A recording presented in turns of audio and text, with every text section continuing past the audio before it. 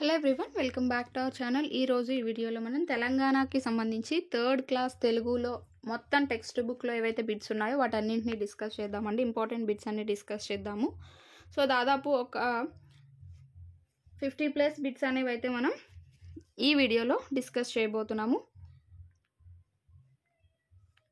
మీరు ఎవరైనా channel first time చూసినట్టయితే సబ్స్క్రైబ్ చేసుకోండి, పక్కనే ఉన్న బెల్ ఐకాన్ని ట్యాప్ చేయండి. దీని ద్వారా ఏ లేటెస్ట్ వీడియో అప్లోడ్ చేసినా అది మీ వరకు వస్తుంది. మీరు ఏ వీడియో కూడా మిస్ కాకుండా చూసేయచ్చు.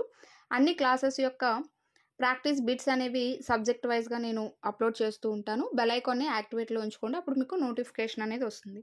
ఈ టెట్కి కానీ డిఎస్సికి కానీ రివిజన్ టైంలో మీకు ఇవి చాలా బాగా ఉపయోగపడతాయి. క్లాస్ వైజ్గా ఒక టెక్స్ట్ బుక్ ఒక సబ్జెక్ట్ చదివిన తర్వాత అది మీకు ఎంతవరకు గుర్తున్నది అని తెలుసుకోవడానికి మీకు చాలా బాగా ఉపయోగపడుతుంది.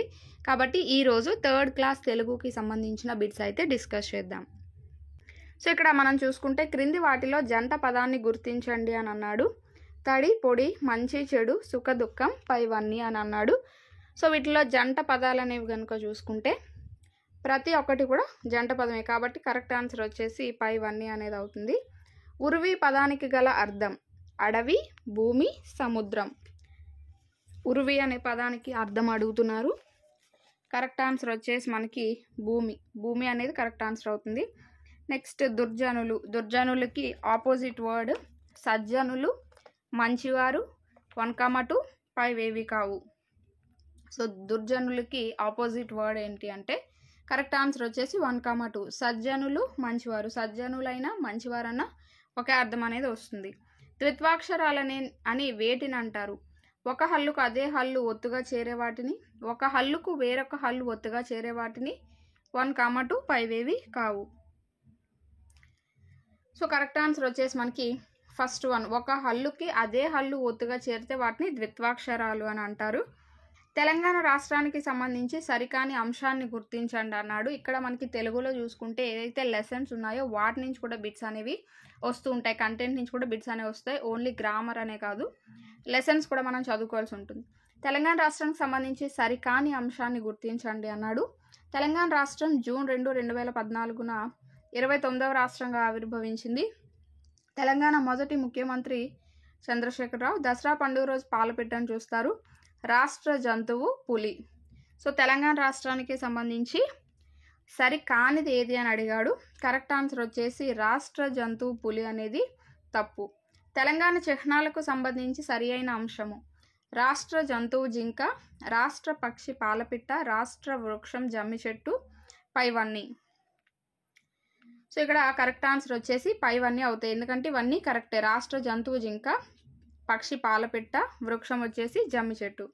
తెలంగాణలో ఏ ఆకుల్ని బంగారం అంటారు? జమ్మి, రావి, వేప, మర్రి. కరెక్ట్ ఆన్సర్ వచ్చేసి మనకి జమ్మి. జమ్మి ఆకుల్ని బంగారం అని అంటారు అనమాట. ఇక్కడ క్వశ్చన్ మిస్ అయింది. క్రింది వాటిలో సంయుక్తాక్షరంని గుర్తించండి. సో ఇక్కడ క్వశ్చన్ ఏమని ఉంటుంది అంటే ఒక హల్లుకి వేరొక హల్లు ఒత్తుగా చేరితే దాన్ని ఏమంటారు అని చెప్పి వస్తుంది. ఒక హల్లుకి వేరొక హల్లు ఒత్తుగా చేరితే ఏమవుతుంది? సో సంయుక్తాక్షరాలు అనేవి అవుతాయి. ఏ హల్లుకి అదే హల్లు ఒత్తుగా చేరితే అది ద్విత్వాక్షరాలు. క్రింది వాటిలో సంయుక్తాక్షరాన్ని గుర్తించండి అన్నాడు. సంయుక్తాక్షరం అంటే ఒక హల్లుకి వేరొక హల్లు ఒత్తుగా చేరడం. సో ఇక్కడ త, మ, క, న్య అని ఉన్నది.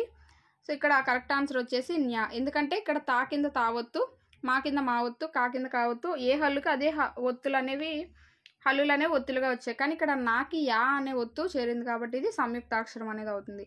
తోట తల్లి అనే పాఠ్య భాగంని ఎవరు రాశారు? Krishnamacharyulu, Gurram Jashuva, C Narayana Reddy, Srisri. Correct answer వచ్చేసి మనకి సి నారాయణ రెడ్డి గారు. క్రింది వాటిలో ప్రాస పదం కాని దానిని గుర్తించండి. తోటతల్లి, పాలవెల్లి, గదరా పదరా, మమతలూర విందాముర, ఆడాలి వీడాలి. ప్రాస పదం కానిది అడిగాడు. సో ప్రాస పదం కానిది అడిగాడు అనమాట.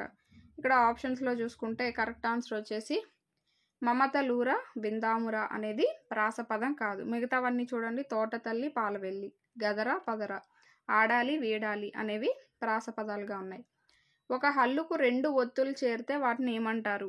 సంయుక్తాక్షరాలు, ద్విత్వాక్షరాలు, సంశ్లేష అక్షరాలు, పైవేవి కావు. ఒక హల్లుకి 2 ఒత్తులు చేరడం. సపోజ్ ఇక్కడ లక్ష్మి అనేది చూడండి. సో, లక్ష్మి అనేది ఇలా రాస్తాం. ఇక్కడ 2 ఒత్తులనేవి మనకి చేరాయి. అలా 2 ఒత్తులు చేరే వాటిని ఏమంటారు అంటే కరెక్ట్ ఆన్సర్ వచ్చేసి సంశ్లేష అక్షరాలు.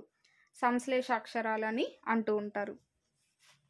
నెక్స్ట్ క్వశ్చన్ కనుక చూసుకుంటే ఏకత నేర్పే వెలుగు రేఖ. ఏకత నేర్పే వెలుగు రేఖలు ఏవి అని అడిగాడు. ఇది లెసన్లో బిట్ అనమాట. పాలపిట్ట, కాకులు, కోయిలలు. ఏకత నేర్పే వెలుగు రేఖలు ఏవి అంటే కాకులు. నెక్స్ట్ గాంధీజీకి సంబంధించి సరైన వాక్యాన్ని గుర్తించండి. గాంధీజీ గుజరాత్లో పోరుబందర్లో జన్మించారు. గాంధీ గారిని బాగా ఆలోచింపజేసిన కథ శ్రవణ కుమారుని కథ. గాంధీజీ సత్య హరిశ్చంద్ర నాటకం నుండి సత్యం పలకాలని గ్రహించారు. పైవన్నీ. సరి అయిన వాక్యాన్ని గుర్తించమన్నాడు. కరెక్ట్ ఆన్సర్ వచ్చేసి పైవన్నీ. ఇది మనకి చాలా ఇంపార్టెంట్. గాంధీజీ గారు ఏ కథ ద్వారా ప్రభావితమయ్యారని కూడా ఉంటుంది. ఒకవేళ బిట్ వస్తే అలా కూడా వస్తుంది అనమాట. శ్రవణ కుమారుని కథ. క్రింది వాటిలో సరికాని దానిని గుర్తించండి అన్నాడు. కాలు కాళ్ళు, పండు పండ్లు, రోలు రోళ్ళు, బండి బండులు. సరికానిది అడిగాడు. ఈ ఏకవచన బహువచనాలకి సంబంధించిందనమాట.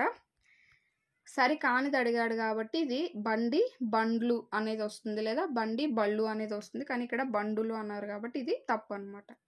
నెక్స్ట్ కనుక చూసుకుంటే లంబాడీలు జరుపుకునే తీజ్ పండుగకు సంబంధించి సరికానిది గుర్తించండి అన్నాడు. ఇది కన్నెపిల్లలు జరుపుకునే పండుగ. కన్నెపిల్లలు శీతల భవానీకి పూజ చేస్తారు. దశేరు తీగలతో అల్లిన బుట్టల్లో వరి ధాన్యాన్ని చల్లుతారు. ఈ పండుగ బొడ్డెమ్మ పండుగని పోలి ఉంటుంది. సంబంధించి సరికానిదేది అని అడిగాడు అనమాట.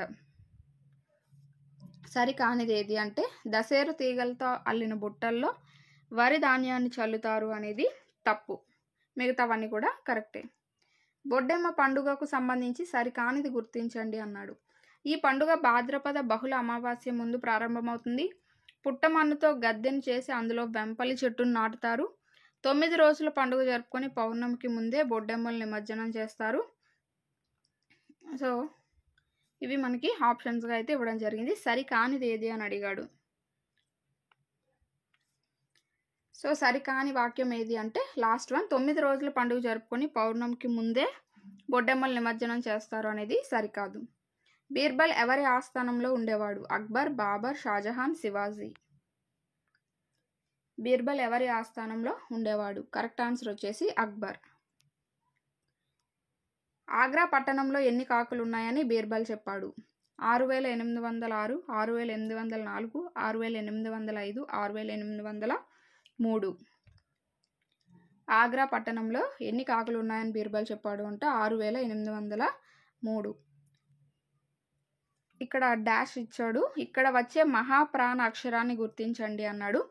మహాప్రాణాలు అల్పప్రాణ అక్షరాలు అనేవి 2 ఉంటాయి కదా. సపోజ్ ఈ కా, చ, గ ఇలాంటివన్నీ ఉన్నాయనుకోండి. ఇవన్నీ కూడా అల్ప ప్రాణాక్షరాలు అని అంటూ ఉంటాం. అదే ఖ, ఘ, చ, సో ఇలా ఉన్నాయనుకోండి. ఇవన్నీ కూడా మనకి మహాప్రాణాక్షరాలు అనేవి అవుతాయి. సో ఇక్కడ వచ్చే మహాప్రాణాక్షరం ఏది అని అడిగాడు. సో మేఘం రాదు, మేధం రాదు, మేఘం మేధం అనేది వస్తుంది. మేధం. సో ఇక్కడ ఘ అనేది ఉంది కాబట్టి మేఘం అనేది కరెక్ట్గా సరిపోతుంది కాబట్టి కరెక్ట్ ఆన్సర్ వచ్చేసి ఘ. ఇది ఒక మహాప్రాణాక్షరం. క్రింది వాటిలో సరైన పద జతను గుర్తించండి అన్నాడు. ఇల్లు, వాకిలి, పాడి, పంట, నీరు, పాలు, పలక, బలపం. సరైన పద జత సరికానిది ఏది అని అడుగుతాడు. ఇక్కడ సరైనదని పడింది. సరికాని జత అనమాట. ఇల్లు, వాకిలి అనేది కరెక్టే. పాడి, పంట అనేది కరెక్టే. నీరు, పాలు అనేది అక్కడ సరికాని జత అనమాట. పలక, బలపం అనేది సరైనదే. క్రింది పదాల్లో ఏ పదం తప్పుగా ఉందో గుర్తించండి. భయం, సంభాషణ, ఔషధం, మిఠాయి. క్రింది పదాల్లో ఏ పదం తప్పుగా ఉందో గుర్తించండి అన్నాడు. కరెక్ట్ ఆన్సర్ వచ్చేసి సంభాషణ. ఎందుకంటే ఇక్కడ సంభా అనే మహాప్రాణాక్షరం రావాలి, కానీ ఇక్కడ అల్ప ప్రాణాక్షరం రాశారు. సంభాషణ అనేది వస్తుంది. నెక్స్ట్ ఇక్కడ కనుక చూసుకుంటే సో క్రింది వాటిలో సరికానిది ఏది అని అడిగాడు. లక్నవరం చెరువు జయశంకర్ జిల్లాలో ములుగు మండలంకి దగ్గరలో ఉన్నది. ఈ చెరువు 2 ఊర్ల మధ్యలో ఉన్నది. హైదరాబాద్ నుండి 212 కిలోమీటర్ల దూరంలో ఉంది. వరంగల్ నుండి 75 కిలోమీటర్ల దూరంలో ఉంది. సో వీటిలో సరికాని వాక్యం ఏది అని అడిగాడు. కరెక్ట్ ఆన్సర్ వచ్చేసి ఈ చెరువు అనేది 2 ఊర్ల మధ్యలో ఉన్నది అనేది తప్పు స్టేట్మెంట్. లక్నవరం చెరువులో ఉన్న 13 ద్వీపాలలో ఎన్ని ద్వీపాలను కలుపుతూ రోప్వే వేశారు అని అడుగుతున్నారు. 5, 4, 3, 2. కరెక్ట్ ఆన్సర్ వచ్చేసి 3 ద్వీపాలను కలుపుతూ రోప్వే వేశారు. తెలంగాణ రాష్ట్రంలోని ఎత్తైన జలపాతం కుంటాల్ జలపాతం ఏ జిల్లాలో ఉంది? జయశంకర్, మెదక్, వరంగల్, నిర్మల్. కరెక్ట్ ఆన్సర్ వచ్చేసి నిర్మల్ జిల్లాలో ఉంది. ప్రపంచంలోనే అతి ఎత్తైన రాతి కట్టడం నాగార్జున సాగర్ ప్రాజెక్ట్, ధవళేశ్వరం ఆనకట్ట, ప్రకాశం బ్యారేజ్, పైవన్నీ.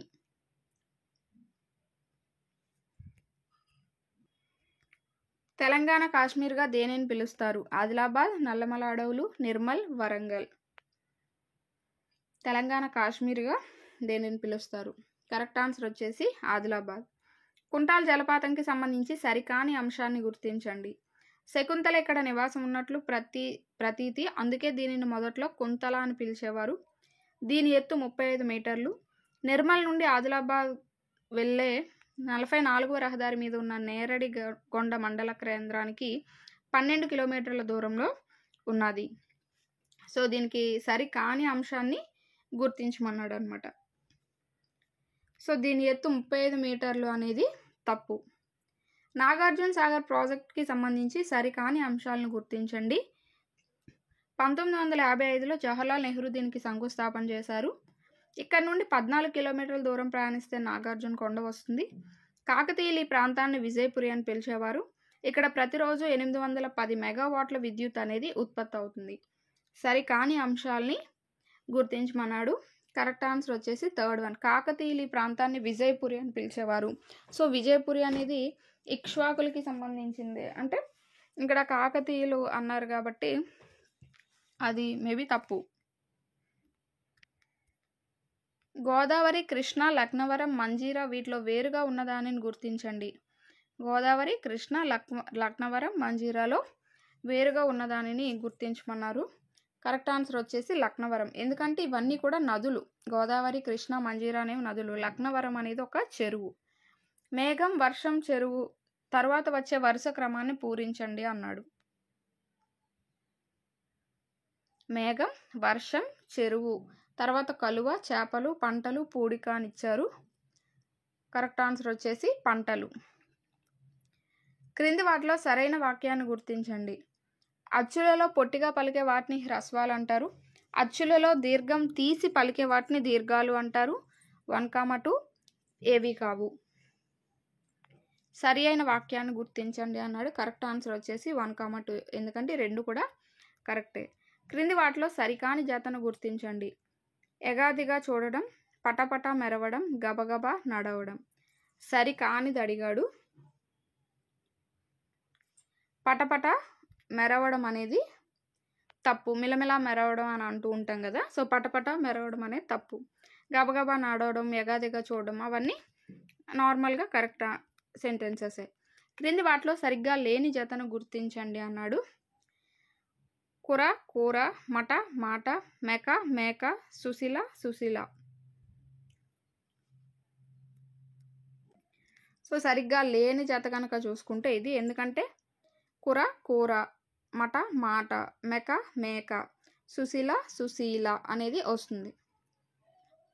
ఏ పండుకి పొట్ట చీల్చి చూస్తే పురుగులుంటాయి? మామిడి, మేడిపండు, జామకాయ, సపోటా. కరెక్ట్ ఆన్సర్ వచ్చేసి మేడిపండు. చూడు మేడిపండు చూడు మేలిమయుండును పొట్ట విప్పు చూడు పురుగులుండు అని ఒక పద్యం ఉంటుంది కదా. దాని ఆధారంగా ఇక్కడ బిట్ అనేది వచ్చింది.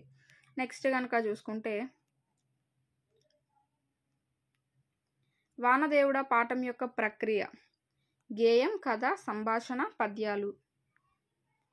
వానదేవుడ పాఠం యొక్క ప్రక్రియ కనుక చూసుకుంటే గేయం, గేయ ప్రక్రియకి సంబంధించింది. బాలభీముడు పాఠం యొక్క ఇతివృత్తం.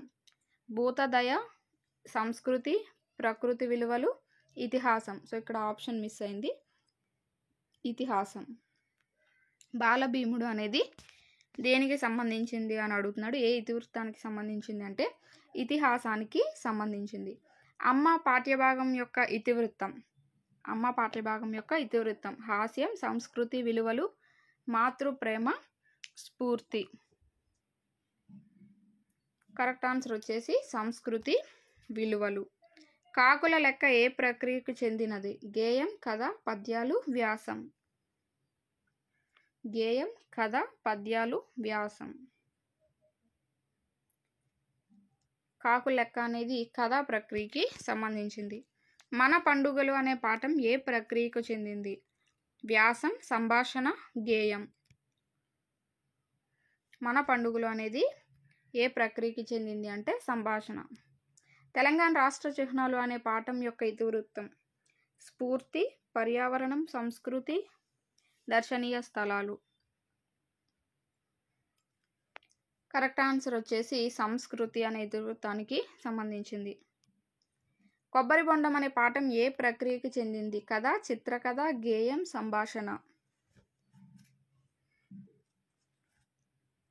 కొబ్బరి బొండం అనే పాఠం చిత్రకథకి సంబంధించింది. ఎందుకంటే కథ మధ్యలో ఇలా ఇప్పుడు చెట్టు అనేది ఉన్నదనుకోండి, సపోజ్ ఇలా చెట్టు యొక్క బొమ్మ అనేది ఉంటుంది, అలా చిత్రాలతో కూడి ఉన్న కథని చిత్రకథ అని చెప్తూ ఉంటారు. నెక్స్ట్ కనుక చూసుకుంటే క్రింది వాటిలో సరికాని వాక్యాన్ని గుర్తించండి అన్నాడు. భీముని తల్లి కుంతీదేవి, కౌరవుల్లో పెద్దవాడు దుర్యోధనుడు, ద్రోణాచార్యుడు పాండవులకు మాత్రమే గురువు, దుర్యోధనునికి భీమునికి మధ్య గదాయుద్ధం జరిగింది. సరికాని వాక్యాన్ని గుర్తించండి అని అన్నాడు. సో సరికానిది ఏది అంటే థర్డ్ వన్, ద్రోణాచార్యుడు పాండవులకి మాత్రమే గురువు అని అన్నాడు, కానీ పాండవులకి కౌరవులకి ఇద్దరికి కూడా గురువే. క్రింది వాటిలో ఏకవచనాన్ని గుర్తించండి. పలకలు, పాములు, గద, బుట్టలు. ఏకవచనం అనేది అడిగాడు. సో ఏకవచనం అంటే ఒకటే ఉంటుంది, సో గద. ఇవన్నీ కూడా పలకలు, పాములు అనేవి ఎక్కువ వస్తువులను తెలియజేస్తున్నాయి. క్రింది వాటిలో ఏ అక్షరాన్ని పలికేటప్పుడు పెదాలు కలవవు? ప, బ, ల, మ. సో పలికితేనే మనకి అర్థమైపోతుంది. లా అనే అక్షరం పలికేటప్పుడు పెదాలు కలవు అనమాట. క్రింది వాటిలో సరికానిది ఏది? అమ్మ అనే పాఠం బాలగేయాల నుండి తీసుకోబడింది. బాలగేయాలను వేమగంటి నరసింహాచార్యులు రాశారు. తేలిగ్గా పలికే అక్షరాలను అల్పప్రాణ అక్షరాలు అంటారు. ధ అనేది అల్పప్రాణ అక్షరం. సో ఇక్కడ ధ అనేది అల్పప్రాణ అక్షరం అనేది తప్పు అనమాట. ద అనేది మహాప్రాణ అక్షరం.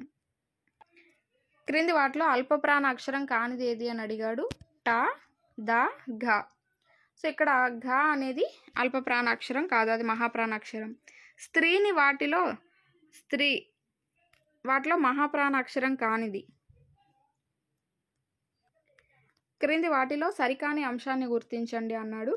కపిలవస్తు నగరాన్ని శుద్ధోదనుడు పాలించేవాడు. శుద్ధోదనుడు కుమారుడు గౌతముడు. దేవదత్తుడు గౌతముడి శత్రువు. గౌతముడికి గల మరొక పేరు సిద్ధార్థుడు. ఇక్కడ ఏమడిగాడు? సరికాని అంశాన్ని అడిగాడు అనమాట. సో సరికాని అంశం వచ్చేసి దేవదత్తుడు గౌతముడి శత్రువు అనేది సరికాదు.